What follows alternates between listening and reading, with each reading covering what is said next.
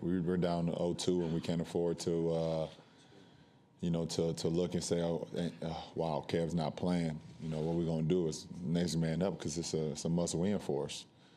So obviously his health is very important.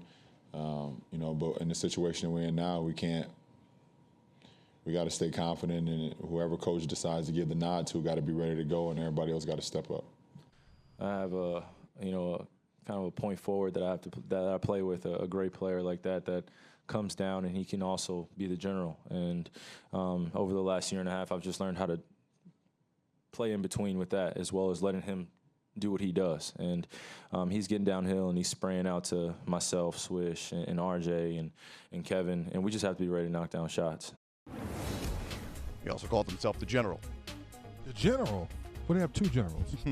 Not the buddy mall man, no. No, okay. Okay, so you hear a lot about the term isolation basketball, Brent, here, and do some analytics for us. Well, I'm looking at the regular season and the fact that here we are in the finals, and that as Cleveland goes along here, 3D, it's becoming more and more stagnation on the offensive end. And it's not to say that all isolation basketball is bad basketball, because the fact of the matter is Cleveland can create a ton of problems if you get the right matchup with LeBron James being defended by the wrong defender, that being not Andre Iguodala, or Kyrie Irving having advantageous matchups after you dictate the pick and roll action and get the switches that you want. But you can't lean too heavy on isolation ball movement, and the backside of your offense certainly can't stand still while these players are trying to create opportunities against their defender. That's the key phrase, standing still. When you're watching Golden State attack, guys are moving, players are moving, ball is moving. With Cleveland, we're watching these highlights. Kyrie, we know you're a great one-on-one player, but Ty Lue said it earlier after game one, is you got to get some player moving on the weak side of the floor, because with all that switching, Golden State switches with purpose. Guys are denying afterwards, so that's why you got to get better player movement around the floor. Kyrie had 30 possessions in game one, only 17 possessions in game two, and of those 17 possessions, only 5 were isolation plays. So again, it's about picking your poison and picking your spots as to when to isolate to score and when to isolate to make scores. That's where Cleveland has to be better in game three. And in Kyrie's point, game one, he was very aggressive, got to the free throw line 12 times. Second game, not as good. So that's why he has to figure out that aggression point. Yeah, 0 in game two. There you go.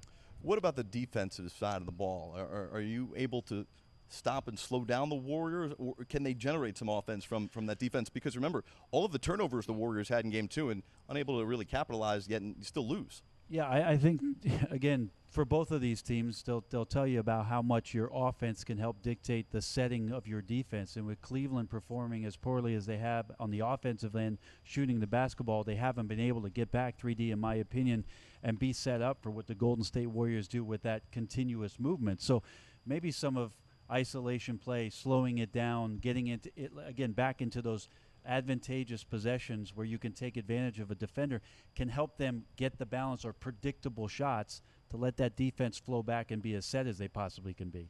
What about the communication factor here?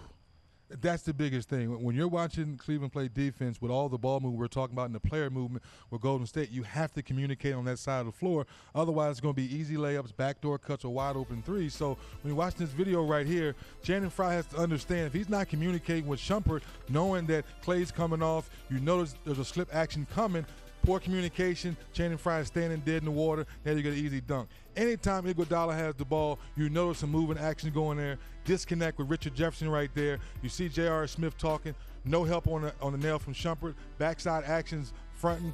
No. Easy basket for the Barbosa there, cutting back door. Now you see J.R. Smith and Jefferson talking about it. Once again, great spacing by Golden State.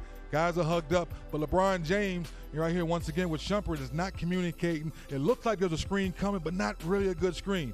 Richard Jefferson, decent position, but once again, not communicating. LeBron James falling asleep. You get an easy layup, poor communication. If that doesn't change in game three, we might have the same result. It does no good to talk after the fact. It's Exactly. sort of like, hey, 3D, I told you to make a left back there. Right. It's sort of too late, Great and point. that's something where Cleveland has to improve upon for game three. So which streak will come to an end or continue? LeBron has lost 7 straight to the Warriors, the longest of any opponent he's ever faced, or the Cavs being 7-0 in this building?